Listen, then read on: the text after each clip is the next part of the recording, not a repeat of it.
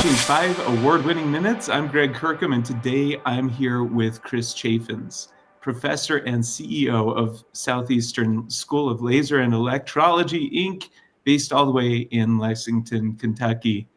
Chris, welcome to the show, my friend. Thank you. Thank you very much for having me on. It really means a lot to me that you guys are taking time out of your busy schedule, to have me on for this segment. I just appreciate it greatly. Well, we're excited to have you on and get to know you a little bit more. First, let's dive right in. How did you get started in the field of laser and electrology education? Well, I grew up in this business. My mother actually started the clinic in 1975, and she actually started it when her and my father, they didn't have much at the time. I think they lived in a trailer.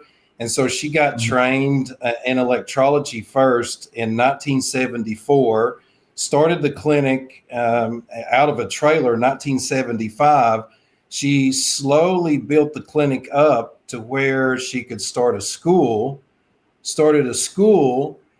in the rural part of southeastern Kentucky where I grew up. I originally grew up in the coal fields of southeast Kentucky on the Virginia border. So she started there, started growing the company. It got, started slowly getting bigger. She branched off to this town that was next that had a little bit more people. You have to think, I grew up in a really small town.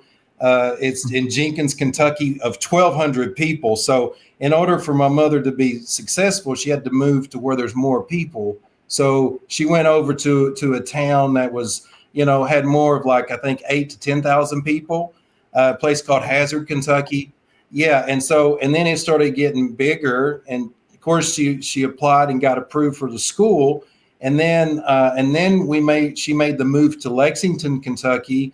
I think that was around 2005, I want to say.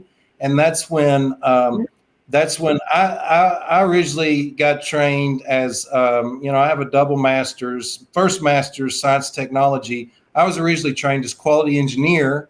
And then I decided that, well, they wanted 10 years experience. So I never could get a quality engineering job. So I ended up starting to teach, and I love teaching. But here in Kentucky, they said that master's degree, it doesn't count. You have to go back and get another master's degree. I had to go back and get another master's in education.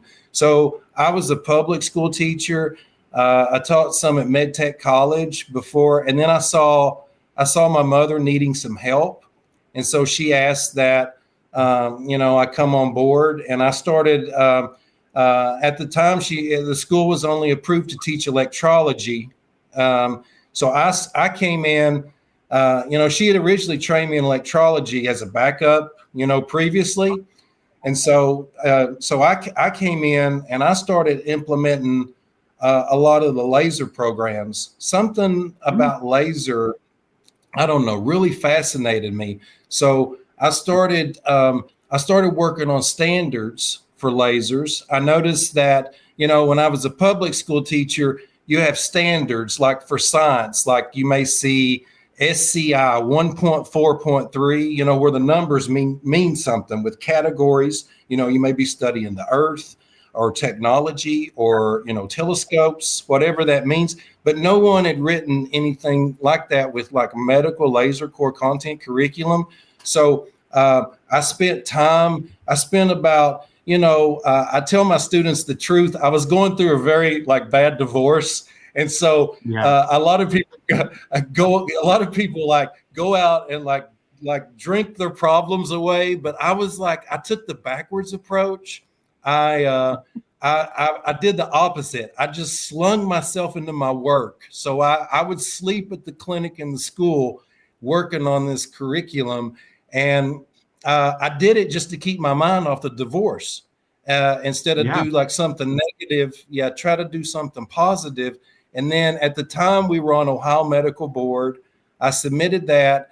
I didn't think it would pass. I'm like, oh, this is just something that I just did to keep my mind, off bad things. And The Ohio Medical Board, a panel of nurses, doctors, scientists evaluated it. It passes.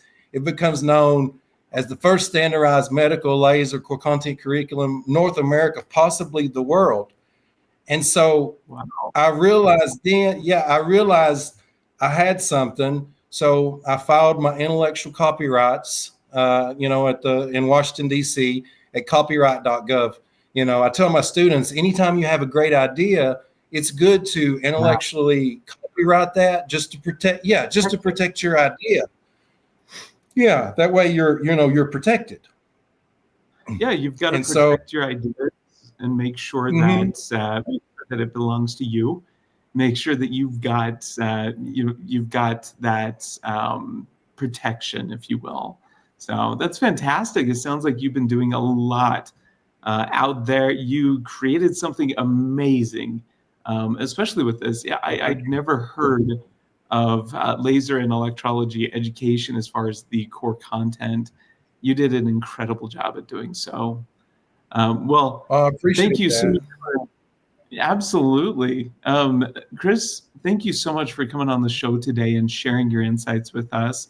To learn more about Chris Chaffins and Southeastern School of Laser and Electrology, Inc., visit dailynewsnetwork.com.